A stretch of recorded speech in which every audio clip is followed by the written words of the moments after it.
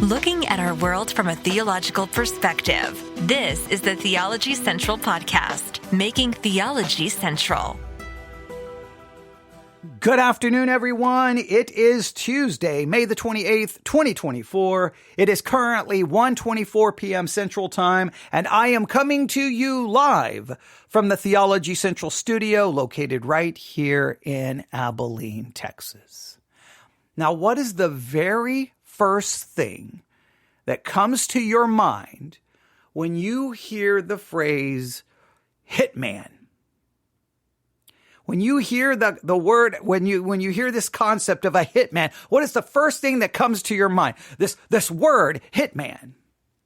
When you hear this, what's the first thing that comes to your mind? What do you think of?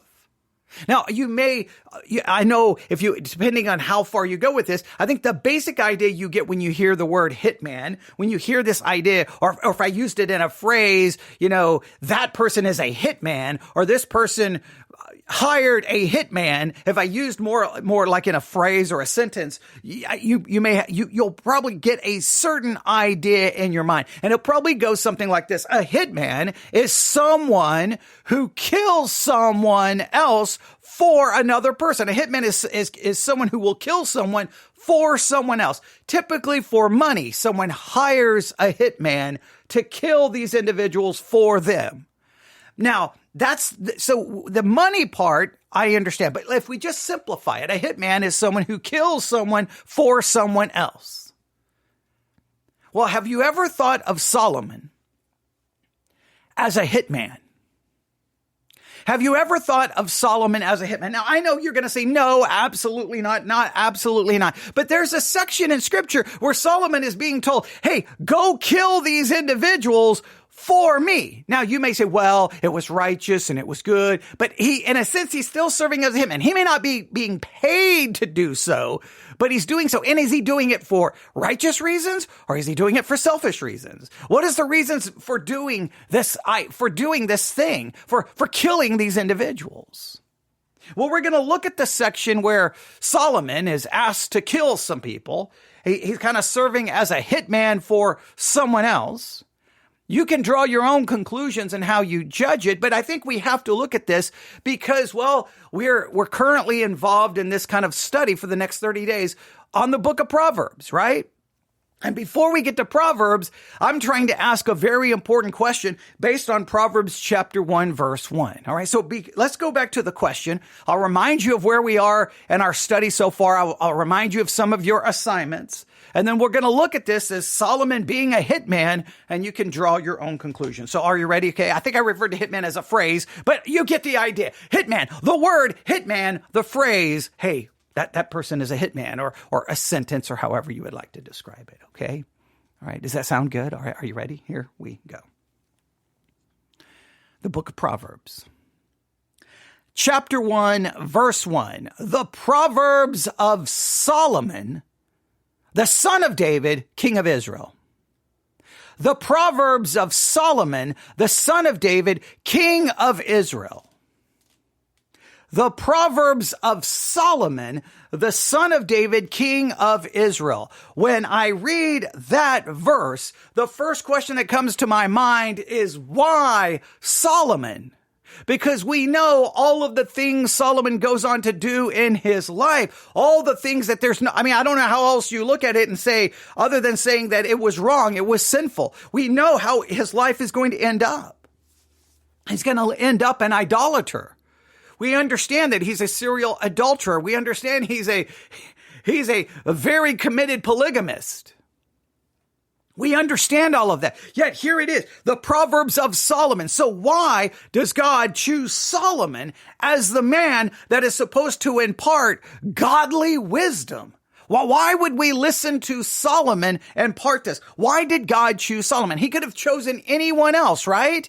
Because if these are not just Solomon's words, if these are just not Solomon's thoughts, if we truly believe all scripture is given by inspiration of God, then this is God's wisdom, but communicated to us by Solomon, who I know everyone likes to say was the wisest man who ever lived, but literally lived and ultimately died. I think you would have to say is a fool. So why is it that God chose a man who was so extravagantly foolish to be the one to communicate God's wisdom?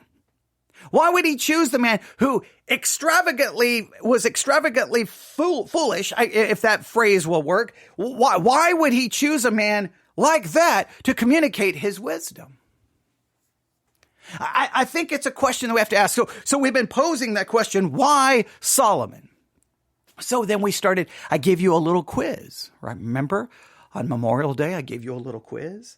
And one of the questions I asked in that quiz, was, what advice did David give Solomon? What advice did David give Solomon? That was like the first question is, why Solomon? And the second, what advice did David give Solomon? Now, the reason we started doing some of this kind of background work is because we're trying to answer the question, why Solomon? Does something in the background give us a good answer? And if we find the answer of why Solomon, does it have a profound impact on how we interpret the book of Proverbs? Now, we looked at some of that advice, and we'll go back and we'll look at the advice again. But today what we're going to do is we're going to move beyond that initial advice, and then we're going to look at David gives advice, and then David gives some instructions to Solomon, okay? Hey, here's my advice. Now, here are some instructions, and that instruction is kill some people, right? Hey, Solomon, you need to be my hitman. You need to go kill some individuals. Now, I know calling him a hitman, you're going to say, well, that's not exactly the way it really, we should understand it. I do realize that. I'm trying to use this phrase to make us to stop and think, so when we try to consider why Solomon, not only was Solomon a polygamist, not only was Solomon an adulterer, not only was Solomon an idolater, Solomon also, did he kill people because David told him to? How do we understand that? And again, in some ways, Solomon was extravagantly foolish, but yet he's the one chosen to communicate God's wisdom. There's got to be something in that we can't just ignore. All right. So Proverbs chapter 1, the Proverbs of Solomon, the son of David, king of Israel. All right. So why Solomon? So, I asked the question. I started asking questions, posing questions for your quiz, and hopefully you're still working on that quiz. And I started doing some of the work for you. And the first thing was, I still don't have an answer to why Solomon, but as we're working on that, the second major question I gave you was, what advice did David give Solomon? And we looked at that in 1 Kings chapter 2, starting in verse 1, where we read these words. Now the days of David drew near that he should die, and he charged Solomon his son, saying, so David is about to die. He calls in Solomon. He's got some words. He's got some things, some advice, some things he's going to tell him. And what did he tell him? First, he tells him, I go the way of all the earth. And I think that that's rather profound. I think that's important. Hey, Solomon, I'm going the way everyone goes. I'm going to die. And you need to understand that everyone dies, including you. Right? Understanding the reality of death. And we talked all about that. I'm not going to review everything, but I think that's very profound and very important. So now, because I'm going to die, right? Everyone's going to die. You have to be ready to face this reality of death. So be strong. Now, we talked about in what way is he telling him to be strong? Is it mentally? Is it emotionally? Is it physically? Spiritually? Then he says, be strong, therefore, and prove yourself a man. And we talked about all the things that could imply about what it means to prove yourself a man. And then he told him, and keep the charge of the Lord your God, right? So pay attention, pay close attention, take heed, give attention to the Lord your God, to pay attention to what he has said. And then he tells him to do something specifically. Here's his advice: to walk in his ways, keep his statutes, his commandments, his judgments, his testimonies, as it is written in the law of Moses. Basically, hey, pay attention to the word of God, to the law of God, and keep it perfectly.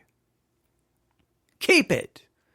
Now, immediately we know Solomon does not follow through here. Solomon fails in so many ways. He fails in so many ways. He takes all these wives. He takes concubines. He marries strange women. He turns to idolatry. We could go through all of his failures. But there's no way to get around. He fails miserably here. He does not keep this. Then it says that, now keep all of this, that you may prosper in all that you do, and wherever you turn, that the Lord may fulfill his word, which he spoke concerning me, saying, all right, hey, obey all of this, and you will prosper. Now we know Solomon actually prospers, but it's not as a result of keeping all of God's laws, because he violates them continually. So then, how do we understand the prosperity? We talked a little bit about that. But he goes on to say, hey, obey everything so that the Lord may fulfill his word, which says, if your sons take heed to their way to walk before me in truth with all their heart and with all their soul, he said, you shall not lack a man on the throne of Israel. Well, does Solomon fulfill all of that? No. He doesn't fulfill his part. He doesn't obey. And well, ultimately what happens? The entire kingdom is split in half. Then the northern kingdom goes into Assyrian captivity, never to come back out as a nation. They're gone. Judah goes into Babylonian captivity. And then ultimately, well, there hasn't been anyone on the throne for a very long time. Now, some would say, well, Jesus is on the throne and he fulfills it and he comes from the line of David. Well, yeah, maybe ultimately he will fulfill it if we believe in a millennial kingdom and he comes back. But there's a period here that something went wrong. And I think that demonstrates Solomon did not obey. Solomon did not keep the law. He failed miserably, which again, I think is an important lesson, because no one in the Bible kept the law. No one in the Bible obeyed the law. No one, New Testament, Old Testament, saved or lost, because no one can keep God's law. That's why we need Christ. So technically what I should have done is just, I could have just left it right there and said, okay, we looked at 1 Kings 2 verses 1-4. We did a really good job. Let's just move on. Right? But I couldn't. Because the next section is where Solomon, in a sense, serves as a hitman. Because David is going to continue to, in this case, I guess goes beyond advice. You may see it as advice. You may want to see it as instructions. You may want to see it as commands. But he goes on and he says this, Moreover,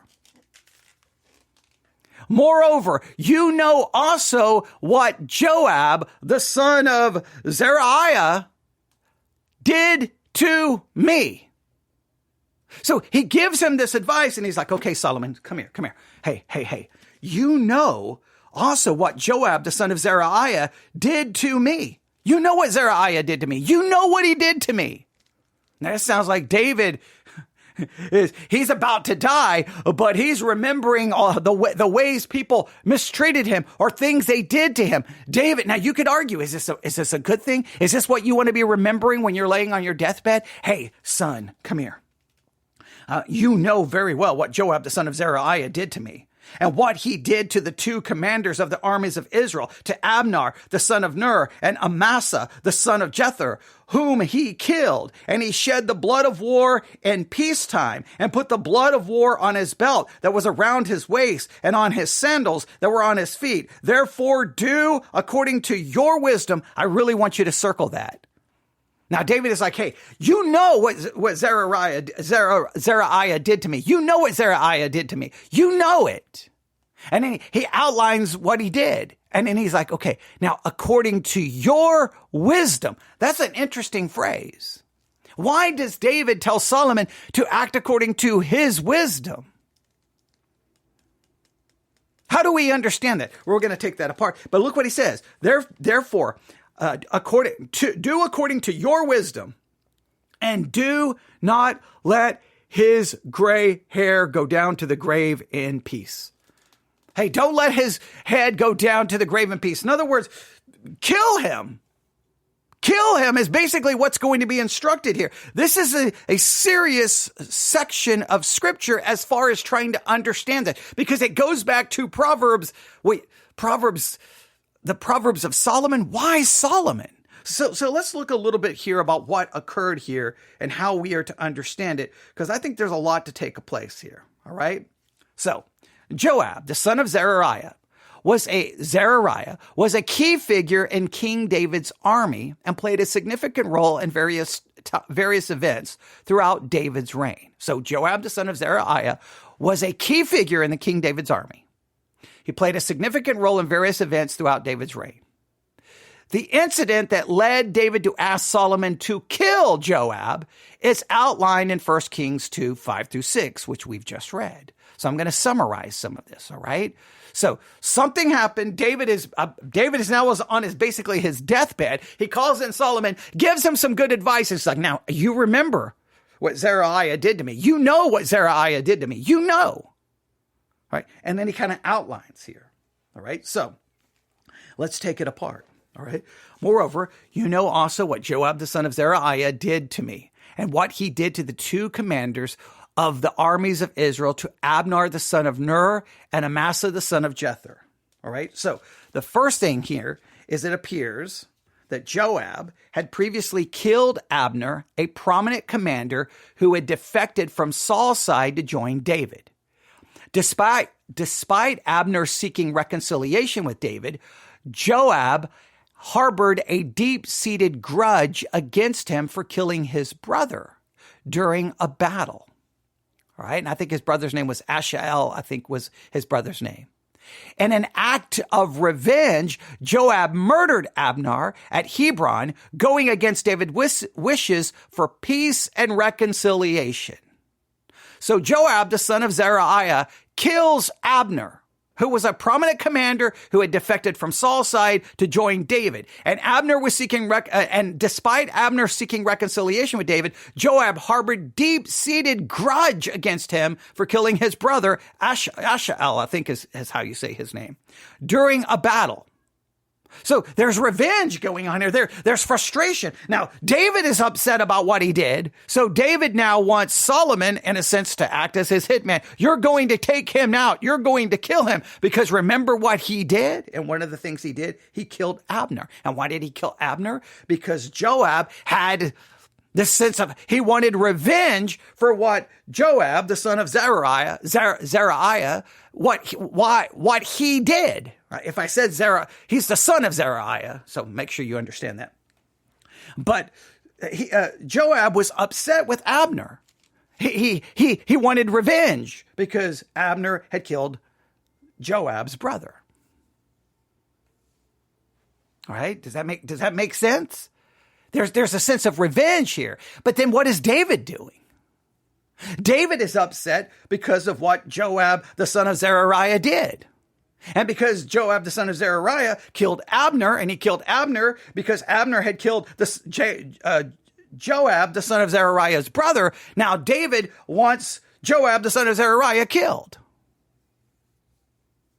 Now, when you look so many times when we read these narratives, what we have a tendency to do is, depending on who's doing the action, if it's our hero in the story, then we just see their action is always good, right? Well, if David did it, it had to be good, but we know not everything David did was good, right? Well, if Solomon did it, we know that it had to be good. No, that's not the case.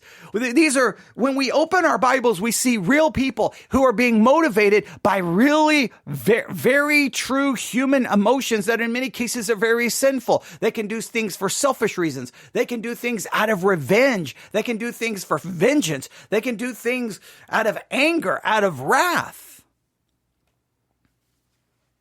So when we read 1 Kings 2:5, moreover, you know also what Joab, the son of Zeruiah, did to me, and what he did to the two commanders of the armies of Israel, to Abner, the son of Ner, and Amasa, the son of Jether. So we know why he killed Abner. He killed Abner because Abner had killed his brother, and he wanted revenge. And he's going against David's wishes, who was hoping for peace and reconciliation. But there's not going to be peace or reconciliation because, well, Joab, the son of Zeruiah, killed Abner. And now David wants Joab, the son of Zeruiah, killed. Like, there's not going to be peace or reconciliation anywhere here. Now, second thing he did, not only did he go after Abner, the son of Ner, he went after Amasa, the son of Jether, whom he killed. Now, he killed both of them. So why did he kill Amasa? Well, Another incident involved Joab ambushing and killing Amasa, who was appointed by David to be the commander of his army. Joab saw Amasa as a threat to his position and authority, leading him to commit this act of treachery to maintain his own power within David's ranks. So Joab, the son of Zeruiah, acted out of vengeance. He wanted revenge, and he acted out of trying to maintain his own position. He saw someone as a threat to his position, saw someone as a threat to him, so he had him removed. Joab acted out of vengeance, and he acted out of really trying to protect power and position. But let me ask you a question. David wants now Joab killed. Is David's desire to have this man killed? Is it simply righteous indignation? Is it because he wants justice, or does he want revenge? And is it possible that David wants this man killed because he's trying now to ensure that his son's position will be maintained and his son's reign will start off with these people that are treacherous and possibly could do something? Is David, in a sense, acting out of the same revenge and the same desire to protect someone's position as Joab, the son of Zeruiah, did? Now, the text just tells us what happens here. All right, so let's read it again. Moreover, you know also what Joab, the son of Zeruiah, did to me. All right, so David's like, you know what he did to me? No, please no. What he did to me. It's kind of interesting, right? Hey, not what he did to these other men, what he did to me, right? What he did to the two commanders. So he does add the other commanders, but he starts off what he did to me and what he did to the commanders of the armies of Israel, to Abner the son of Ner and Amasa the son of Jethro, whom he killed. And he shed the blood of war in peacetime and put the blood of war on his belt that was around the waist and on his sandals that were on his feet. Now, so he describes some other things that he does. As one source puts it, Joab, the son of Zeruiah, his actions demonstrated a lack of respect for David's authority and disregarded for the king's commands. His willingness to resort to violence and murder to further his own agenda went against the principles of justice and righteousness that David sought to uphold in his kingdom. Now, David may have sought to uphold those, but I mean, look at what David did. He had a man murdered because he tried to cover up his own sin. As a result of Joab's repeated acts of treachery and disobedience, David on his deathbed instructed Solomon to remove Joab from the position of power and to execute him for his crimes. The request reflected David's desire to bring justice to the situation and to ensure that Joab's actions did not go unpunished within the kingdom. Now, you could argue this is about justice. This is about that which is right. I'm not going to say that's completely wrong. But do you think there's maybe some other motivations going on here? Do you think it's possible? Now, Solomon, I'll just leave this to you to work on. Did Solomon carry through and kill Joab, the son of Zeruiah? Did he? Now, if you can find, I'm going to let you do that because, again, I love to get you involved in the study. Do we have a record of him killing this individual? Now, if Solomon carried this out, you could argue, okay, well, this was righteous, this was just, this was the right thing to do.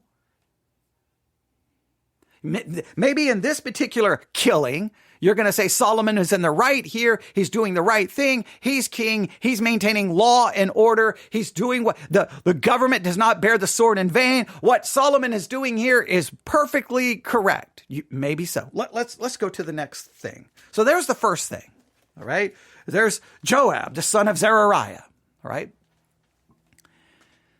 Okay. And I think it says the son of Zeruiah, so we don't confuse him with any other Joab. So the point is I tend to focus on Zeruiah instead of Joab because it's so emphasized here. Joab, the son of Zeruiah, but you just so that you know it's Joab, right? I could just say Joab, but you almost want to throw in the son of Zeruiah so you know exactly who you're referring to. And I think that's why that designation is there. All right. So Hopefully we got that. So what did David is on his deathbed? He tells Solomon, hey, you know what Joab, the son of Zeruiah, did to me and what he did to the two commanders. So what did Joab, the son of Zeruiah, do? He killed Amasa, he killed Abner, and he killed Amasa. Joab killed these two individuals out of a sense of revenge and out of trying to protect his own power and position. David has them removed. Now you can judge or he calls for them to be removed, and you can judge the correctness of this. Now I do think it's interesting though. The part that really jumped out at me at this is verse 6. David talking to Solomon. Do this according to your wisdom. Now that jumped out at me. That really jumped out at me. Wait a minute. Why is David telling him to do this according to your wisdom? Why? Well, on one hand, you can say, well, Solomon's the wisest man. Well, wait a minute. Solomon has not been given the wisdom yet. He asked for, God tells him you can ask for anything you desire. In 1 Kings 3, Solomon basically asked for wisdom. We'll look specifically at what he actually asked for and what he actually gets. But he supposedly now becomes the wisest man. So preceding this is not Solomon acting on the wisdom God had given him. David is saying, act on your wisdom. Do we see this as... How do we understand this? Now, this could be very important because when God gives him wisdom, will Solomon be in conflict with his own? He obviously possessed some wisdom prior to being given wisdom because David mentions it right here. Act according to your wisdom. Now, in a sense, is this important to remember about Solomon? That yes, he was given God's wisdom, but he also had his own wisdom. And in a sense, that's kind of what we have, right? We have our own human, fleshly wisdom. And then we have the wisdom that comes from God that's found right here in the Word. And sometimes we turn to the wisdom of God's Word, and sometimes we rely on our own wisdom. Now, I'm not saying it's necessarily wrong here, but I just think it's interesting that David is saying, hey, act according to your wisdom. Act according to your wisdom. How do we understand that phrase? How do we comprehend that? I think is interesting. I did a little bit of work and a little bit of like trying to ask some questions and doing some reading and trying to find some different things that people may have said about this. I did find this, all right? In instructing Solomon to deal with Joab according to his wisdom, David is not necessarily implying that Solomon should act independently of God's wisdom. Instead, David may be acknowledging that Solomon's own wisdom and discernment as the newly appointed king. Hey, you're the new appointed king. Act according to your wisdom as the new appointed king. But Solomon he has not yet received the wisdom that supposedly comes from God. Right? So does this demonstrate or does this explain the duality or the conflict we see in Solomon's words versus his own actions? Because many times maybe he relied on his own wisdom. This source goes on to say, it's important to note that throughout the Bible, wisdom is often associated with seeking God's guidance and following his commands. Solomon himself, later known for his wisdom, was granted the gift by God when he asked for it in a dream in 1 Kings 3, 5 through 14. We're not there yet. We're still in 1 Kings chapter 2. All right. Therefore, David's instruction to Solomon to act according to his wisdom could be seen as a way of affirming Solomon's own ability to make judgments and decisions, while also recognizing that true wisdom ultimately comes from God. By urging Solomon to handle the situation with Joab wisely, David may be encouraging his son to seek God's guidance and navigating the complexities of leadership and justice. In this context, Solomon's wisdom can be viewed as combining of his own discernment and the guidance of God working hand in hand to fulfill the duties as the new king. Now they try to wrap it in a positive way, but I just think what David is calling him to do here, we want to make it all sound like it's all perfect and right, but maybe David is just like, hey, just rely on your wisdom here, what you think is best. And remember how he started off. You know what this man did to me. Hey, you're my son. Remember what this man did to me. Remember what he did to your father.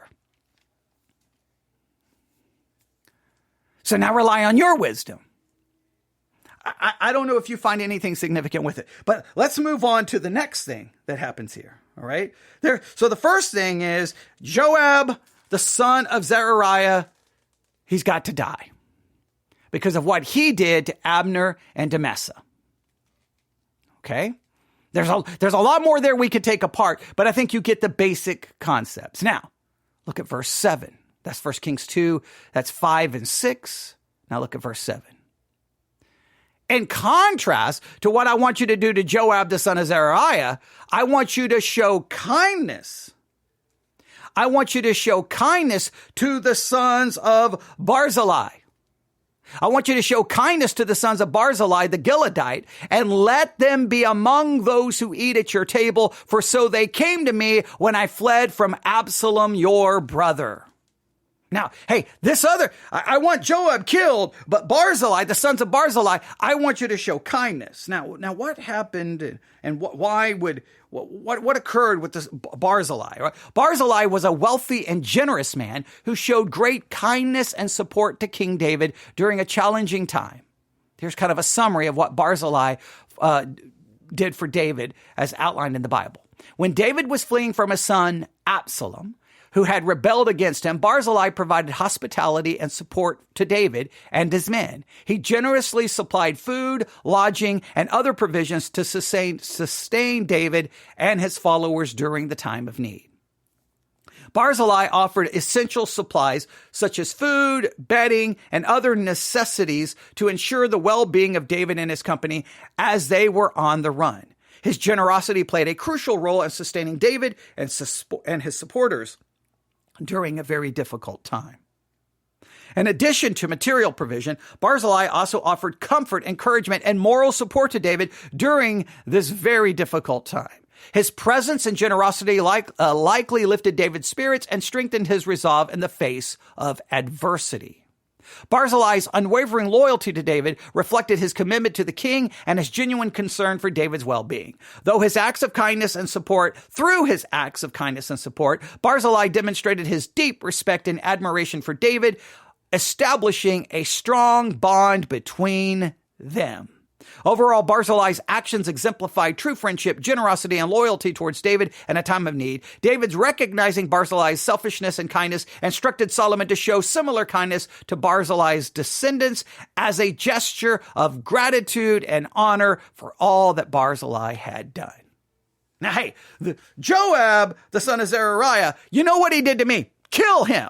But hey, wait. Now I want you to show kindness to the sons of Barzillai, the Gileadite, who let them be among those who eat at your table, for so they came to me when I fled from Absalom, your brother.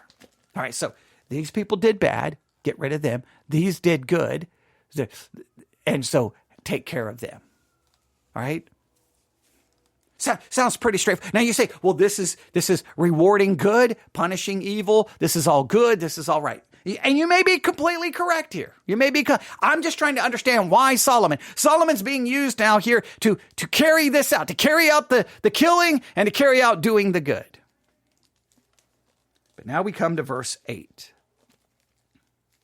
Now, maybe this is going to change your whole understanding of this narrative. Maybe it will not. We'll see. Are you ready? Here we go. And see, you have with you Shimei, the son of Gera, a Benjamite from Baharem, who cursed me with a malicious curse in the days when I went to Mahanaim.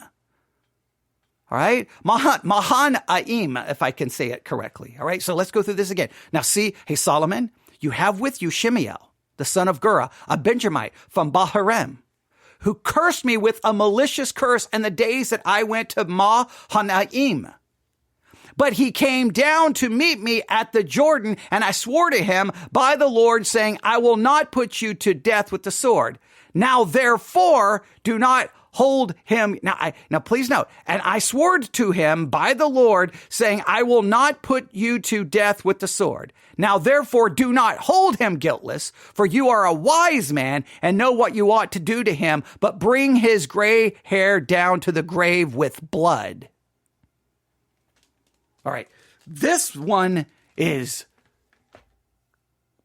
I don't even know what to do with this one. So we got to work through this one. We got to work through this. This one is fascinating to me. All right. And maybe this one is going to change how you interpret the ones before, right? All right. So we have Joab, the son of Zeruiah. All right. We kind of understand that one. We have Barzillai. We kind of understand that one. That seems pretty straightforward. But this one is where it gets confusing. All right. So you have with you Shimei, the son of Gera, a Benjamite from Bahurim. All right, so let's do a little bit of work here and see if we can figure out a little bit about this man. All right, are you ready? Because something happens crazy here. All right, so Shimei, the son of Gera, was a man who had previously cursed and insulted King David during a moment of vulnerability. Here's kind of a summary of what happened. During a critical time in David's life, when he was fleeing from his son Absalom, Shimei approached David while he was on the run. Shimei hurled insults and curses at David, accusing him of being a man of bloodshed and an usurper of the throne. He openly mocked and cursed David, adding to his distress and humiliation during this challenging period. Well, it's kind of referenced a little bit right here, right? Look what happens. And so he goes, and you have with you Shimei, the son of Gera, a Benjamite from Bahurim, who cursed me with a malicious curse in the day when I went to Mahanaim. All right? You remember, he cursed me. All right? He cursed me. But he came down to meet me at the Jordan. All right? So, hey, you have this man with you who cursed me when I was down in Mahanaim. All right. I was in this area and he cursed me. All right. In addition to the verbal threats, Shimei also threw stones and dust at David and his men as they passed by. The aggressive and disrespectful behavior further escalated the tension between Shimei and David, putting David's safety at risk and adding to the dishonor he experienced due to Shimei's actions. So Shimei curses and insults him. He also hurls verbal abuse, throws dust, rocks. He does all of these things to him. Now, Shimei's actions demonstrated a lack of loyalty and respect towards King David, showing disregard for his position and authority as king. By openly cursing, insulting, and physically threatening David, Shimei revealed his hostility and contempt for the king, undermining David's dignity and authority in the eyes of others. So Shimei was a major problem. But look at what happens here. All right, because this is fascinating what happens here. All right, so you have Shimei, who cursed me with a malicious curse in the day when I went to Mahanaim, but he came down to meet me at the Jordan. So he comes down to meet me at the Jordan. But look at this. And I swore to him by the Lord, saying, I will not put you to death with the sword. Wait. So this man who did all of this comes down, and David's like, I'm not going to put you to death. I'm not going to put you to death. That sounds pretty amazing. Is this David turning the other cheek? What is going on here? Well, despite his initial hostility towards David, Shimei later expressed remorse for his actions and sought forgiveness from the king. After realizing the error of his ways and acknowledging his wrongdoing, Shimei humbled himself before David and asked for mercy and forgiveness for his past offenses. Shimei's actions towards David were characterized by disrespect, hostility, and betrayal. While he initially acted in a manner that brought shame and dishonor to David, his eventual repentance and plea for forgiveness highlighted the complex nature of human relationships and the importance of remorse and reconciliation in the face of wrongdoing. Right? So is that why when he comes down, David's like, okay, I'm not going to kill you? But then what happens here? All right, so let's go through this again. Hey, Solomon, you have Shimei with you. the son of Gurah, a Benjamite from Baharim, who cursed me with a malicious curse in the days when I went to Mahanaim. But he came down to meet me at the Jordan, and I swore to him by the Lord, saying, I will not put you to death with the sword. All right, that's almost where you think the verse should stop. But then what does he tell Solomon? Now, therefore, do not hold him guiltless, for you are a wise man. See, now that's the second time David refers to Solomon as having wisdom. That's the second time. Wait a minute. He's not even asked for wisdom yet. So if this is the second time David has referred to Solomon as having wisdom, if Solomon already has wisdom, I think maybe we're going to see maybe the conflict in Solomon with God's wisdom and his own wisdom. If you already have wisdom, you already are naturally wise, you're already naturally intelligent, you're already naturally strong, sometimes it's going to be difficult for you to rely on God's wisdom, God's information versus your own thinking and your own planning and your own scheming.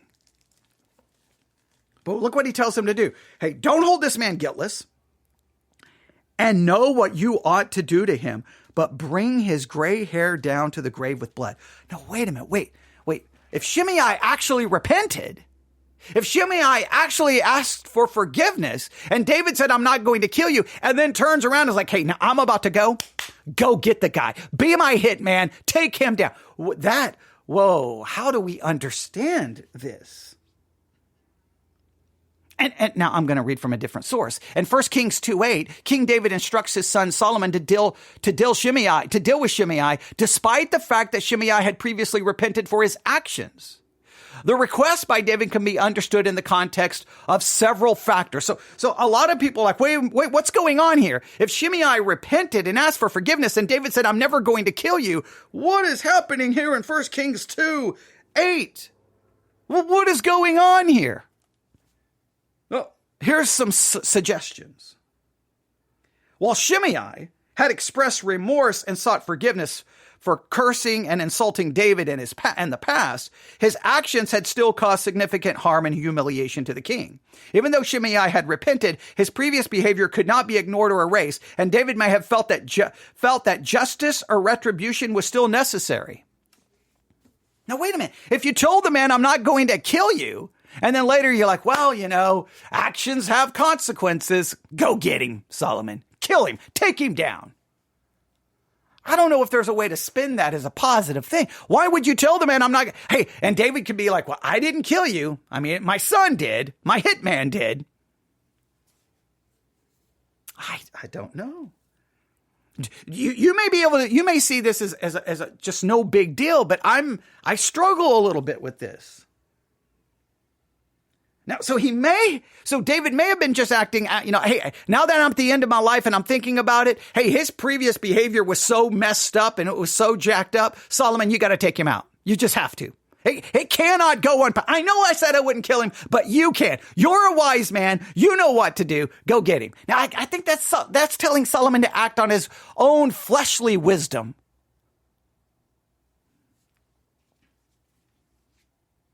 Political considerations may be enough. And now this is where it gets really messed up, right? David's instruction to Solomon to deal with Shimei may have been influenced by political considerations and the need to maintain stability and authority in the kingdom. By addressing Shimei's past transgressions decisively, David may have been aiming to send a message about the importance of respect for the monarchy and the consequences of disloyalty or rebellion. He may have done this just out of political reasons. Hey, to maintain stability in the kingdom, to make sure, I'm going to make an example of Shimei. Hey, everyone, this is what happens when you curse the monarchy. This is what happens when you treat the king in a bad way. He dies. Now, even if I tell you I'm not going to kill you, I'll still have you killed.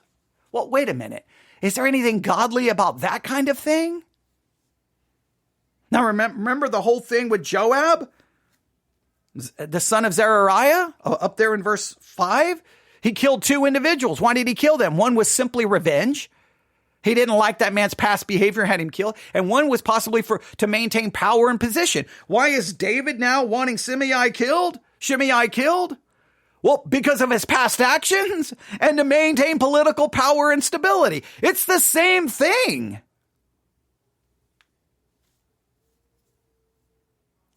There could be a third. And this one I haven't worked on yet.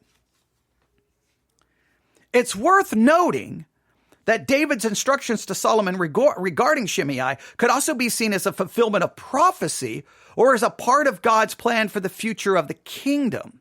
The Bible contains numerous instances where individuals are held accountable for their actions even after repentance and where consequences are meted out in accordance with divine justice. I don't know about that fulfilling I don't know about that. Hey, even though David said, I'm not going to kill you, that there's somehow it fulfills some prophecy that you can be held accountable even after repentance. Do we really want that lesson in the Bible? Hey, you can repent, but there's still consequences. Where they still may be consequences, but we got to be, come on now. And again, and who gets to determine what those consequences are? In this case, we don't have anything here saying that David's actions are being directed by God. Now, there may be another reason here. David's directive to Solomon regarding Shimei may have been intended to secure Solomon's reign as the next king and to eliminate potential threats or sources of instability. By addressing the potential dissenters or troublemakers like Shimei, David may have been seeking to protect Solomon's position and authority as the new ruler of Israel. This may have been simply David going, hey, kill these men. This will protect you. This will give you. In other words, we're not going to trust in God to protect you. We're not going to trust in God. We're going to kill these individuals. We're going to kill Joab, the son of Zeruiah, because of what he did. He was a troublemaker. He caused these problems. Get rid of him. Hey, Shimei, even though he repented, get rid of him. We're going to ensure that your kingdom is good to go. We're going to establish your kingdom based off our own efforts. And Solomon, use your wisdom. 2 times Solomon is said to them. Look in verse 5. Therefore, do according to your wisdom. And then when he talks about Shimei, he says, you are a wise man and know what you ought to do to him. Is everything happening here demonstrating a very earthly, fleshly type of wisdom? Where these actions they are complex, they're layered. For any good in them, there's clearly an underneath the possible good of justice and righteousness, and there could be selfish motivations about revenge, about establishing power, protecting the throne by your own efforts. Another source states it this way. David's decision to instruct Solomon to deal with Shimei reflects the complexity of human relationships, the challenges of leadership, and the need to balance justice, mercy, and stability in the context of ruling a kingdom. Despite Shimei's repentance, David may have felt that addressing the past wrongs and ensuring the security and continuity of the monarchy was essential priorities that justified his actions in this instance. It may have justified it in his mind, but does it justify it? And then look what happens.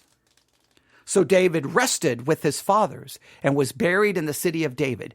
The period that David reigned over Israel was 40 years, 7 years. He reigned in Hebron, and in Jerusalem he reigned 33 years. Then Solomon sat on the throne of his father David, and his kingdom was firmly established. Now, was it firmly established through earthly wisdom and through the shedding of blood and killing enemies?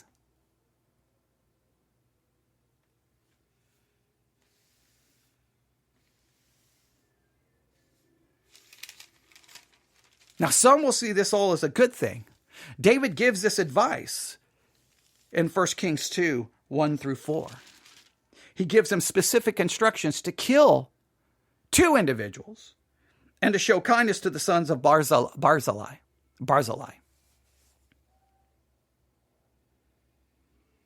Now, I'm going to read this entire section. 1 Kings 2:5. Moreover, David speaking to Solomon, moreover, you know also what Joab the son of Zeruiah did to me, and what he did to the 2 commanders of the armies of Israel, to Abner the son of Ner, and Amasa the son of Jether, whom he killed. And he shed the blood of war in peacetime, and he put the blood of war on his belt that was around his waist and on his sandals that were on his feet. Therefore, do according to your wisdom, and do not let his gray hair go down to the grave in peace. But show kindness to the sons of Barzillai, the Gileadite, and let them be among those who eat at your table, for so they came to me when I fled from Absalom, your brother. And now, hey, Solomon, come here. Hey, you have with you Shimei, the son of Gera, a Benjamite from Bahurim, who cursed me with a malicious curse in the day that I went to Mahanaim. But he came down to meet me at the Jordan, and I swore to him by the Lord, saying, I will not put you to death with the sword. You got nothing to worry about. You repented. You're sorry. Now, therefore, do not hold him guiltless, for you are a wise man and know what you ought to do to him, but bring his gray hair down to the grave with blood. So David rested with his fathers and was buried in the city of David. The period that David reigned over Israel was 40 years. 7 years he reigned in Hebron, and in Jerusalem he reigned 33 years. Then Solomon sat on the throne of his father David, and his kingdom was firmly established. Now, when we ask this question, why Solomon? We have to acknowledge Solomon was a serial adulterer. We have to acknowledge he was a serial polygamist. We have to acknowledge he was an idolater. And do we have to now acknowledge he was a murderer? You say, well, it wasn't murder because he was acting as the role of king. He's following David's instructions to have these people killed. And it's hard not to see that there's some possible, very questionable motives for having these individuals killed, especially Shimei, who repented.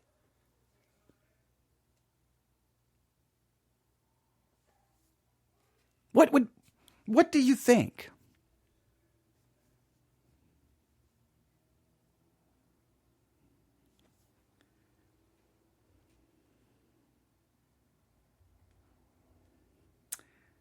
What do you think about this? What do you think can be learned from this?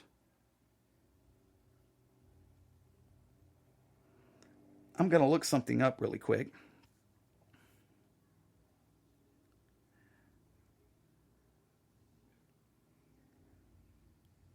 I'm going to look something up.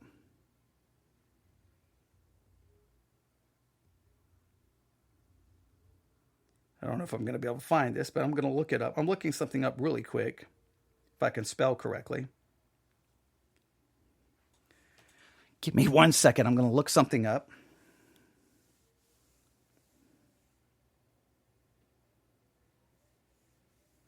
I think it's... Hang on. I'm going to look at 2 Samuel.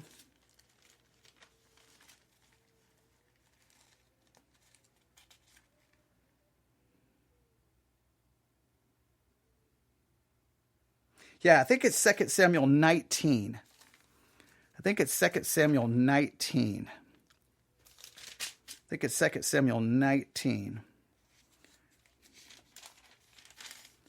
Samuel chapter 19. Yeah, verse 18. 2 Samuel chapter 19, verse 18. Then a ferry boat went across to carry over the king's household and do what he thought good.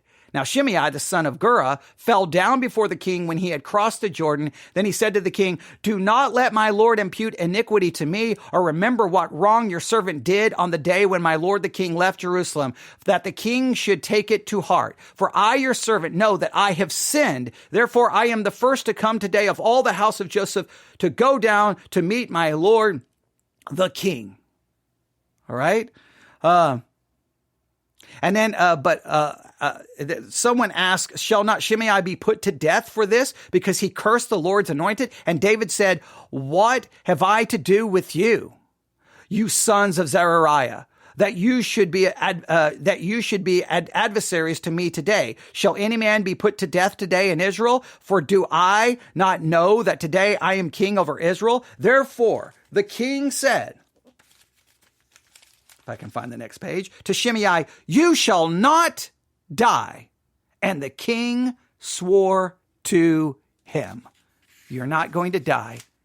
And he swears to him.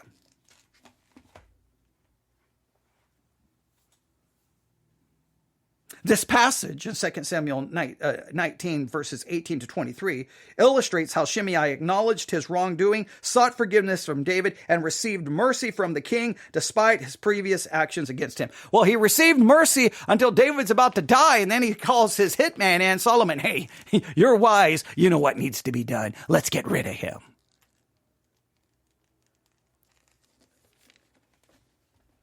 Now, when I say why Solomon, why does Solomon are the one gives us the Proverbs? Because Solomon is a good example of someone who has his own wisdom, his own intellect, his own thinking. And we see his wisdom and his thinking show up constantly in his life. Sometimes, look, we can know God's wisdom. We can even recite God's wisdom. We can teach God's wisdom. We can preach God's wisdom. We can share it. We can memorize it. We can pass the test about it. But at the same time, in our actions, you know what shows up over and over? Our own wisdom, our own intellect, our own plans, and our own ideas, and our own schemes. Maybe Proverbs it's best that it is Solomon, because Solomon demonstrates just knowing God's wisdom, reciting it, preaching it, and teaching it is a million miles from actually living it or doing it. Is Solomon the first example of a hypocritical preacher? Well, because every preacher after him has been hypocritical. Because look, it's easy for me to study the word and turn on a microphone and teach it. It's far different than me to live it, which demonstrates all of our inability to keep God's law. Why Solomon, the man who was so extravagantly foolish? Why is he the one to then explain and teach the wisdom of God? Well, look at 1 Kings chapter 2. Today, I want you to think long and hard about verses 5 through 10, and you tell me what you think. Now, I apologize for anything. I know the first mistake I made, I always start reviewing my own message, is I called Hitman a phrase instead of I think I even said it a phrase instead of a word, okay? And then I try to give you a phrase using the word Hitman. Okay, then I think I just gave you a sentence. All right, you get the idea. And then I think I did pretty good with Zechariah. I think I did okay. Barzillai, I think I did pretty good there. Baharem, I think I did really good there. Mahanaim, the place where David was when he was cursed. If you look at 1 Kings chapter 2, verse Mahanaim is in verse 8. And see, you have with you Shimei, the son of Gera, a Benjamite from Baharim, who cursed me with a malicious curse in the days when I went to Mahanaim. I have to say it slow. I think I got that one pretty good. I think overall, okay. Now, I struggled. There was a part of me that wanted to skip this, not just because you have all the names, right? You have there are some names in 2 Samuel 19, 18 through 28. I didn't even bother. But there was a part of me that's like, what do I do with this, right? Like, what can I give to you? Does it really even answer the question, why Solomon? Like, I could have justified just skipping it. But how can you skip this crazy section? I mean, that Shimei story right there is bizarre to me. Now, I'm not saying it gets us any closer to answering why Solomon. It adds some more stuff. Like we talked about the advice David gives Solomon. These are like instructions. I don't know what you want to call. Is this advice or these instructions he gives to Solomon? I think it does start painting a picture of the complex nature of Solomon. He already was wise. And in this section, twice he's referred to being wise. He has his own wisdom. Now in chapter 3, he's going to ask God for wisdom. And then is the rest of his life this contradictory conflict between his own wisdom and God's wisdom? Is that the message we should get from Proverbs? I mean, this is beautiful wisdom. It's great wisdom. But there's not a thing inside of us that follows this or even wants it. I don't know. You can tell me what you think. Email me, newsif@yahoo.com, newsif@yahoo.com. That's newsif@yahoo.com. I hope that was, I don't know if that was even benefit. I know I always say you have to have a clear thesis in what you do. I don't know if I have a clear thesis right there other than going, what in the world is going on here? Now, it reflects David, but I mean, Solomon's going to be reflected in this. Does Solomon carry all of this out? If he does, then Solomon is David's hitman. And does that not call into more question? Why Solomon? Did we stumble upon an answer there? I don't know. You let me know. newsif@yahoo.com. That's newsif@yahoo.com. All right. Everyone have a great day. Email me. Those who have emailed me recently, thank you very much. I've tried to answer all the emails. Someone did send us a financial gift. I do apologize. I do apologize for that. No, I do greatly appreciate that. I do apologize that you have to. Like if it was up to me, ministries would never have to ask for a dime, but I do appreciate someone giving because it's very helpful. So thank you for that. All right. I feel like I need to offer some kind of correction. I just don't know what I need to correct. I tried to correct any words that I stated incorrectly.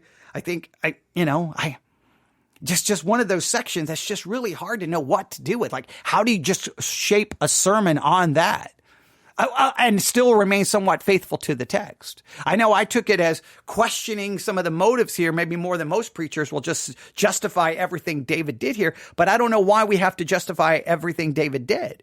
We don't have to justify what people do in the Bible. The narrative just tells you what they did. It doesn't always give you a moral judgment or an ethical judgment upon it. We can look at it and go, I don't know about this. And I think many of the commentaries are questioning, hey, that Shimei thing. A lot of his actions, David's actions here are like, they may be motivated by some questionable motivations. Even though they would still spin it to be positive, I think we can see through that. So I don't know. You can let me know. All right. newsif@yahoo.com. That's newsif@yahoo.com. Everyone have a wonderful day. God bless.